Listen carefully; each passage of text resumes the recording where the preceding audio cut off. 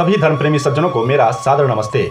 हम पढ़ रहे हैं विश्व का पहला संविधान, जिसे हम मनुस्मृति के रूप में जानते हैं। यह मनुस्मृति की रचना महर्षि मनु ने सृष्टि के आरंभ में किया था। यह मनुस्मृति अपने आप में एक बहुत ही उत्तम ग्रंथ है और इसमें तमाम मानव जीवन के जो भी पहलू हैं उन सभी को विचार करके इसे निर्देशित किया गया है। एक नियम बनाया गया है, एक विधान बनाया गया है, जिससे किसी भी नगर, राज्य या राष्ट्र को सुचारू ढंग से चलाने में सहायता मिलती है। आइए उसी मनुस्मृति के प्रथम अध्याय को हम पढ़ रहे हैं और प्रथम अध्याय जो कि पूरा का पूरा अध्याय मनुस्मृति की भूमिका पर आधारित है। यह मनुस्मृति की भूमिका है। इसका एक भाग का प्रसारण इससे पूर्व हो चुका है। आज हम द्वितीय भाग का प्रसारण कर रहे हैं।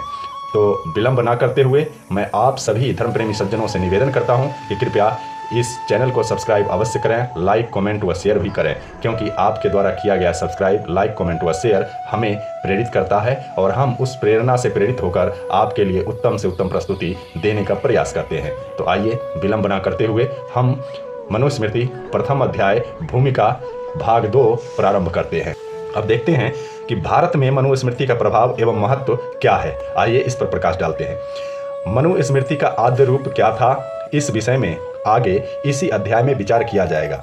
यह निश्चय पूर्वक कहा जा सकता है कि मनु के धर्मशास्त्र का अस्तित्व वैदिक काल से ही रहा है। इसकी पुष्टि कई संहिता ग्रंथों में, ब्राह्मण ग्रंथों में लगभग एक जैसे रूप में पाए जाने वाले निम्न वाक्य से हो जाती है, जैसे मनुर्वै यत कंचावदत यद भेषजम, अर्थात मनु ने जो कुछ कहा है वह मानवों के लिए भेषज, औषध के समान कल्याणकारी एवं गुणकारी है। वैदिक ग्रंथों का यह वचन यह सिद्ध करता है कि उस समय मनु के धर्मशास्त्र को सर्वाधिक प्रमाणिक माना जाता था। धर्म निश्चय में उसका सर्वोच्च महत्व था। एक ही रूप में कई ग्रंथों में पाया जाने वाला उक्त वाक्य इस बात की ओर भी इंगित करता है कि मनु का धर्मशास्त्र उस समय इतना लोकप्रिय हो चुका था कि वह औषध के तुल्य हितकारी के रूप में स्वीकृत था। तभी तो उसके विषय में उक्ति प्रसिद्ध हो गई थी। निरुक्त शास्त्र में महर्षि यास्क ने दाएं भाग में पुत्र और पुत्री के समान अधिकार के विषय में किसी प्राचीन ग्रंथ का श्लोक उद्धृत करके मनु के मत का उल्लेख किया है। मनु का यह समानाधिकार संबंधी मत प्रचलित मनुस्मृति के श्लोकों में, बहुत सारे श्लोकों में, जैसे कि 130, 192, 212, इन तमाम श्लोकों में वर्णित है। इससे भी मनु के वचनों की विशेष प्रामाणिकता और महत्ता का अनुमान लगाया जा सकता है। वाल्मीकि रामायण में बाली और सुग्रीव के परस्पर युद्ध के अवसर पर राम द्वारा वाली का वध किए जाने पर घायल बाली राम के इस कृत्य को अनुचित एवं धर्मानुकूल ठहराता है। तब राम अपने इस कृत्य का औचित्य सिद्ध करने के लिए मनुस्मृति के वचनों का सहारा लेते हैं और 2 श्लोक उद्धृत करके अपने कार्य को धर्मानुकूल सिद्ध करते हैं।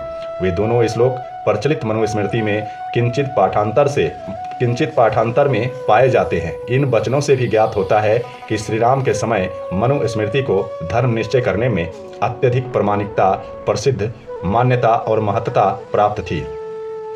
महाभारत में अनेक स्थलों पर मनु को विशिष्ट स्मृति के रूप में वर्णित किया है।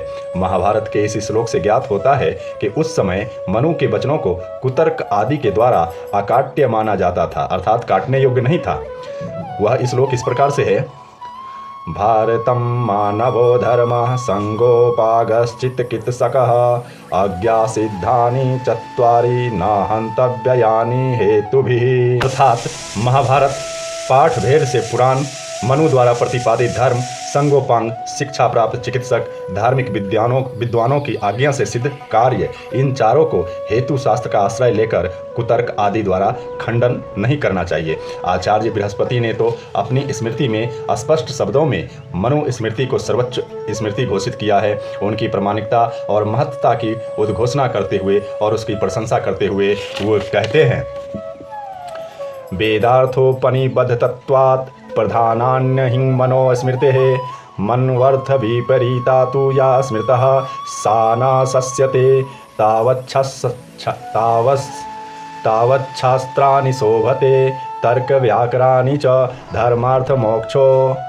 धर्मार्थ मोक्षोपदेष्टा मनुर्यावन्न दृश्यते, अर्थात वेद मंत्रों के अर्थों के अनुसार रचित होने के कारण सब स्मृतियों में मनुस्मृति ही सबसे प्रधान एवं प्रशंसनीय है। जो स्मृति मनु के अर्थ के विपरीत है वह प्रशंसा के योग्य अथवा ग्राह्य नहीं है। तर्कशास्त्र, व्याकरण आदि शास्त्रों की शोभा तभी तक है जब तक धर्म, अर्थ, काम, मोक्ष का उपदेश देने वाला मनु नहीं होता। अर्थात मनु के उपदेशों के समक्ष सभी शास्त्र निस्तेज और प्रभावहीन प्रतीत होते हैं। महात्मा बुद्ध अपने उपदेशों में मनुस्मृति के श्लोकार्थ उद्धृत कर मनु को सम्मान देते हैं। धम्मपद बौद्धों का धर्म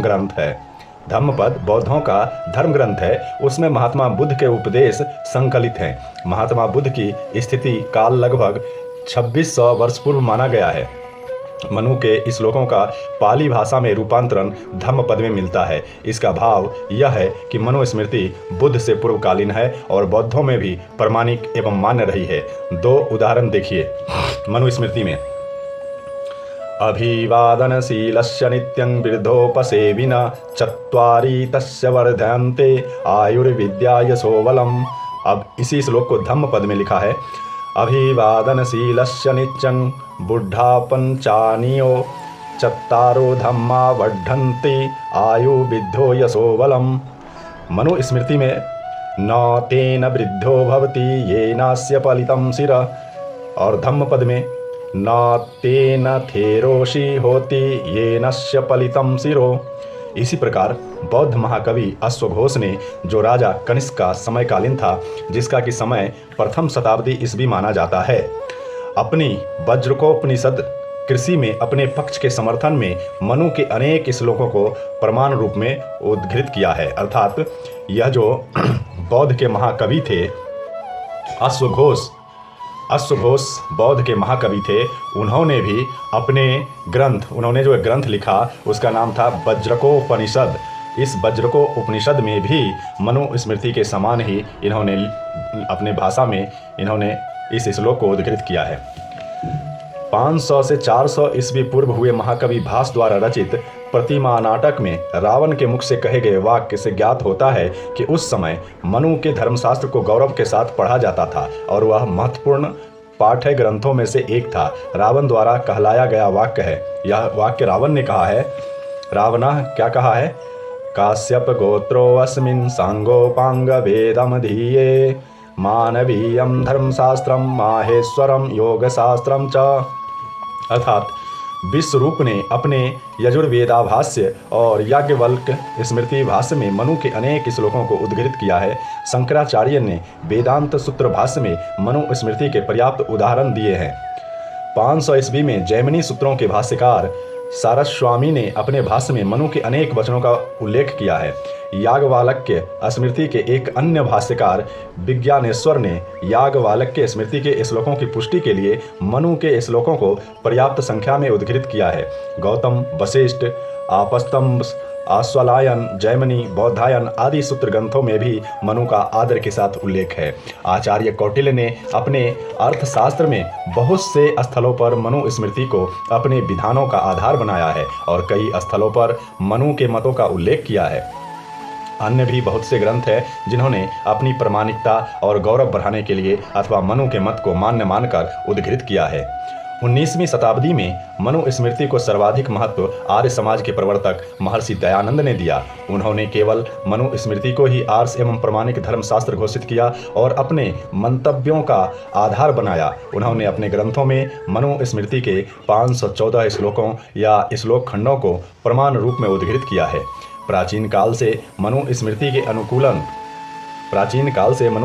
के अनुकूल आचरण को भी प्रतिष्ठा सूचक माना जाता रहा है। वल्लभी के राजा धारसेन का एक शिलालेख उपलब्ध हुआ है जो 571 ईस्वी का है। इसमें राजा को मनु के धर्म नियमों का पालनकर्ता कहकर उसकी विशेषता बतलाई गई है।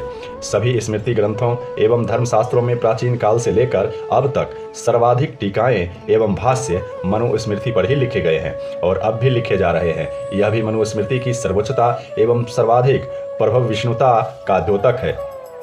आजकल भी पठन पाठन अध्ययन मनन में मनुस्मृति का ही सर्वाधिक प्रचलन है।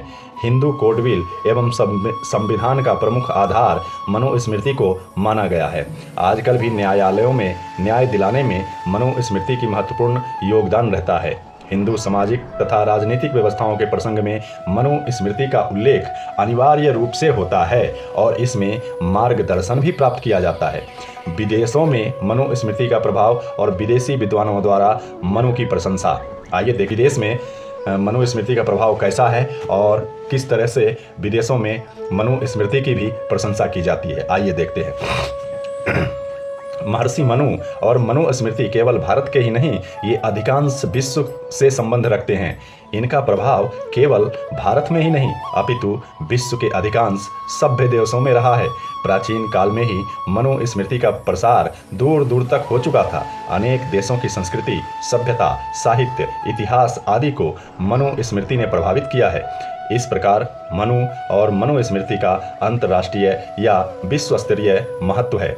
मनु और मनुस्मृति संबंधी मान्यताएं विश्व के विद्वानों में मान्यता प्राप्त और स्थापित है। अमेरिका, इंग्लैंड, जर्मनी आदि से प्रकाशित एनसाइक्लोपीडिया में, the Cambridge history of India में और श्री केवल मोटवानी द्वारा लिखित मनु धर्मशास्त्र, ए सोशियोलॉजिकल एंड हिस्टोरिकल स्टडी नामक पुस्तक में विस्तार से उक्त तथ्यों का वर्णन है। इन लेखकों ने दिखाया है कि मनु और मनुस्मृति का प्रभाव किसी न किसी रूप में इन देशों में पाया जाता है। चीन, जापान, बर्मा, फिलीपींस, मलाया, श्याम, Thailand, Vietnam, Cambodia, Java, Champa, दक्षिणी Vietnam, Indonesia, Malaysia, Bali, Sri Lanka, Britain, Germany, Australia, New Zealand, रूस, Siberia, Turkestan, Scandinavia, Slavonic, Gaelic, Teutonic, Rome, यूनान, बेबीलोनिया, असीरिया, तुर्की, ईरान, मिस्र, क्रीट, सुमेरिया, अमेरिका तथा अफ्रीकी द्वीप के देश, दक्षिणी पूर्वी एशिया के देशों के संविधान तो मनुस्मृति पर आधारित रहे हैं। देख लीजिए, दक्षिणी पूर्वी एशिया के देशों के संविधान तो मनुस्मृति पर आधारित रहे हैं और उनके लेखकों को मनु की उपाधि प्रदान कर गौरवान्वित किया जाता था। अब देखिए, इन देशों के जो संविधान के लेखक होते थे, संविधान के जो रचयिता होते थे, उनको महर्षि मनु के नाम का उपाधि दिया जाता था। उन उपाधियों से उन्हें सम्मानित किया जाता था। इतने गौरवान्वित हमारे महर्षि मनु और उनके लिखे हुए मनुस्मृति है। उनको इनके नाम से सम्मानित किया जाता था, उपाधियां दी जाती थी। कुछ दक्षिण पूर्वी एशिया के देशों में संविधान तो मनुस्मृति पर आधारित रहे हैं और उनके लेखकों को मनु की उपाधि प्रदान कर गौरवान्वित किया जाता था। यहाँ मनु और मनुस्मृति की प्रशंसा और प्रभाव विषयक कुछ विदेशी उल्लेख प्रस्तुत हैं। चीन में प्राप्त पुरातात्विक प्रमाण विदेशी प्रमाणों में मनुस्मृति के मौलिक स्वरूप और उनकी काल संबंधी जानकारी उपलब्ध कराने वाला एक महत्वपूर्ण पुरातात्विक प्रमाण हमें चीनी भाषा के हस्तलेखों से मिलता है। सन 1932 में जापान ने बम विस्फोट द्वारा जब चीन की ऐतिहासिक दीवार को तोड़ा तो उसमें लोहे का एक ट्रंक मिला जिसमें चीनी पुस्तकों की प्राचीन पांडुलिपियां भरी थी। वे हस्तलेख सर आगुत्स, उनका नाम था सर आगुत्स फ्रित्स, को मिल गए। वे उन्हें लंदन ले आए और उनको ब्रिटिश म्यूजियम में रख दिया। उन हस्तलेखों को प्रोफेसर एंथनी ग्रेमे ने चीनी भाषा के विद्वानों से पढ़वाया। उनसे यह जानकारी मिली कि चीन के राजा चीन इजवांग ने अपने शासनकाल में यह आज्ञा दे दी थी कि सभी प्राचीन पुस्तकों को नष्ट कर दिया जाए, जिससे चीनी सभ्यता के सभी प्राचीन प्रमाण नष्ट हो जाएं। तब कुछ पुस्तकों को किसी विद्या प्रेमी ने ट्रंक में छिपा लिया और चीन की प्रसिद्ध दीवार बनते समय उस ट्रंक को दीवार में चिनवा दिया। संयोग से वह ट्रंक बम विस्फोट से निकल आया। उन हस्तलेखों में से एक में यह लिखा है, मनु का धर्मशास्त्र भारत में सर्वाधिक मान्य है, जो वैदिक संस्कृति में लिखा है और 10,000 वर्ष से भी अधिक पुराना है। यह विवरण श्री केवल मोटवानी की पुस्तक मनु धर्मशास्त्र ए सोशियोलॉजिकल एंड हिस्टोरिकल स्टडी में दिया है। यह चीनी प्रमाण मनुस्मृति के वास्तविक काल विवरण को तो प्रस्तुत नहीं करता, किंतु यह बताता है कि मनु का धर्मशास्त्र बहुत प्राचीन है। पाश्चात्य लेखकों द्वारा कल्पित काल निर्णय को झुठलाता है। The Cambridge history of India में अंग्रेज इतिहासकारों ने लिखा है कि अंग्रेज जब भारत में आए तो भारत और समस्त दक्षिणी तथा दक्षिण पूर्वी एशिया के बर्मा, कंबोडिया, थाईलैंड, जावा, बाली द्वीप, Sri Lanka, Vietnam, Philippine, Malaysia, Indonesia, चीन और रूस के कुछ क्षेत्रों में संविधान के रूप में मनुस्मृति को सर्वाधिक मान्यता प्राप्त है। बताइए, इन सभी देशों में भी मनुस्मृति संविधान के रूप में प्रमाणित था। इन देशों के संविधान प्रणेता गौरव के साथ मनु उपाधि धारण किया करते थे। महर्षि मनु के नाम का उपाधि दी जाती थी। वहाँ के प्राचीन शिलालेखों में मनुस्मृति के श्लोक उद्धृत मिलते हैं। बर्मा के संविधान का नाम ही धम्मथट और मानवसार तथा कंबोडिया के संविधान का नाम मानव नीति सार या मनुसार था। कंबोडिया के प्राचीन इतिहास में आता है कि कंबोडिया वासी मनु के वंशज है। इसी प्रकार ईरान, इराक के प्राचीन इतिहास स्वयं को आर्य और आर्यवंशी घोषित करते रहे हैं।